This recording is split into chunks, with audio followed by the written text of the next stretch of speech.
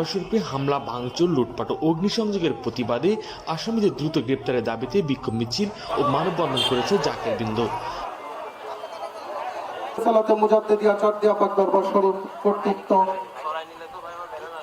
যত তরিকাপন্থী জাকের ভাইরা আছে সবার উদ্যোগে এই মিথ্যা মামলা, হয়রানিমূলক মামলা দিয়ে জর্জরিত করে ফেলেছে। এ পর্যায়ে আপনাদের মাঝে বক্তব্য নিয়ে আসছেন কুষ্টিয়া জেলা জাকেরের সারের মাধ্যমে লক্ষ লক্ষ জাকেরের আনাগোনা ঘটে সেই দরবার শরীফ অনেক ক্ষতি করেছেন। ইতিমধ্যে আমাদের দরবার শরীফে আগুন জ্বালিয়ে দিয়েছেন। ভয়ে ভীতু না হয়ে আজকে যে আপনারা নিউজ করেছেন তার জন্য। পরে কল্যাণপুর দরবার শরীফে হামলা, ভাঙচুর, লুটপাট ও অগ্নিসংযোগের ঘটনার প্রতিবাদে ও দ্রুত আসামিদের গ্রেপ্তারের দাবিতে জেলা প্রশাসক বরাবর স্মারকলিপি প্রদান করে।